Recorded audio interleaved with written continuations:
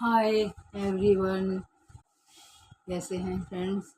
आज मैं आपको बता रही हूँ कि दशा अंतर्दशा क्या होती है। तो सुनिए फ्रेंड, ज्योतिष शास्त्र में महादशा एक महत्वपूर्ण अवधारणा है जो व्यक्ति के जीवन में विभिन्न प्रभावों को दर्शाती है। महादशा के बारे में जानने से पहले महादशा का अर्थ समझना बहुत ज़रूरी होता है। महादशा का अर्थ वह विशेष समय जब कोई ग्रह अपनी मजबूत स्थिति में होता है। जन्म कुंडली में ग्रहों की स्थिति के अनुसार महादशा शुभ या अशुभ फल देती है। महादशा को जानने से पहले ये जानना भी ज़रूरी होता है कि पहली जो महादशा है वो किस ग्रह की आएगी। तो ये हम कैसे जानेंगे? तो ये मैं आपको बताती हूँ कि जो हमारा जन्मकालीन चंद्रमा होता है उसका नक्षत्र क्या है, ये हमें जानना ज़रूरी होता है। जब हमें उस नक्षत्र के लॉर्ड का पता चल जाता है कि जन्मकालीन चंद्रमा के जो नक्षत्र होता है उसका लॉर्ड कौन है। मान लीजिए कि जैसे कि जन्मकालीन नक्षत्र कृतिका है और उसका लॉर्ड सूर्य है।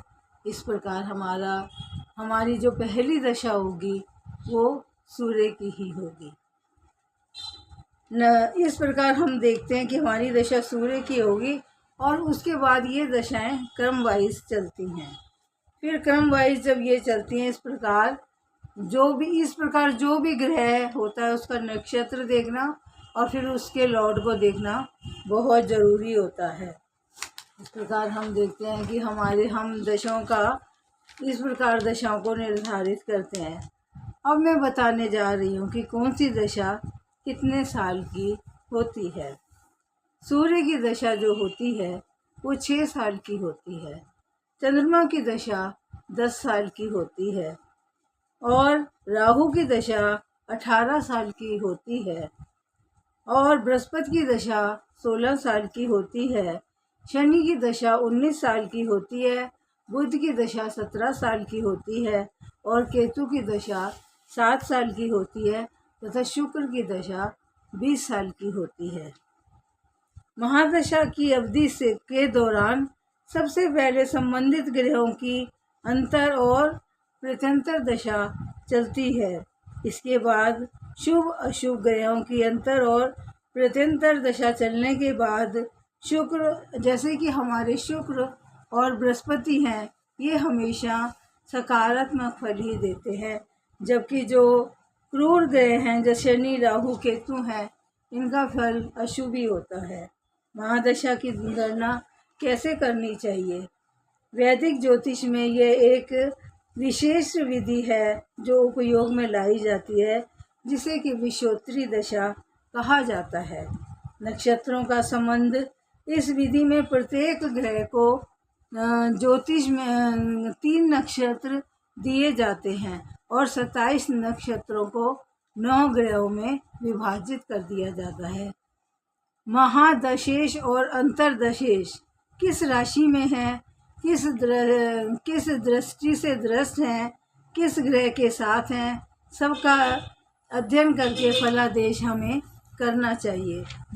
यदि दशानाथ गोचर में उच्च राशि या स्वराशि में होते हैं तो शुभ ही फल देते हैं।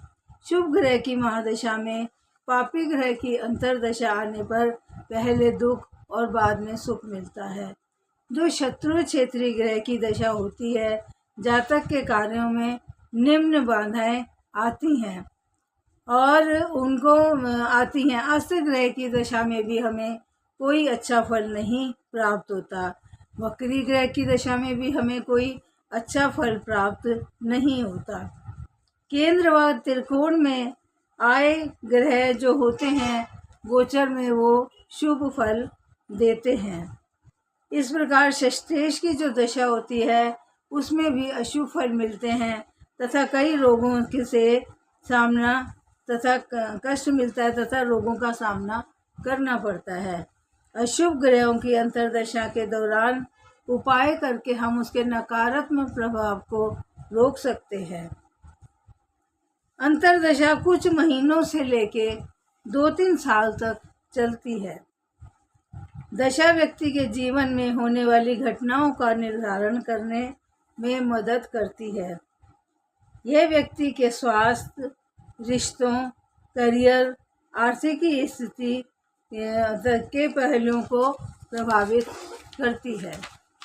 इस प्रकार हम देखते हैं जो दशाएं होती हैं वो हमारे जीवन में बहुत ही महत्व रखती है। अब मैं आपको ये बताऊंगी कि दशाएं कितने प्रकार की होती हैं।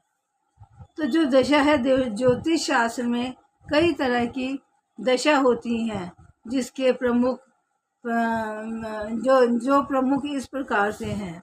विषोत्तरी दशा, अष्टोत्तरी दशा 108 वर्ष की होती है और योगिनी दशा 36 वर्ष की होती है। जैमिनी दशा, कालचक्र दशा, महादशा, अंतरदशा, प्रत्यंतर दशा, सूक्ष्म दशा, प्राण दशा। अष्ट योगिनी दशाएं जो होती हैं वो इस प्रकार होती हैं। मंगला, पिंगला, धान्या, भ्रामरी, भद्रिका, उल्का, सिद्धा, संकटा।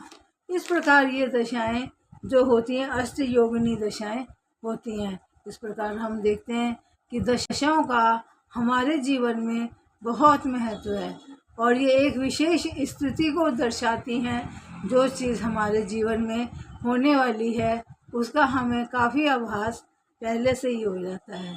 तो फ्रेंड्स, इस प्रकार आज मैंने आपको दशाओं के बारे में बताया है।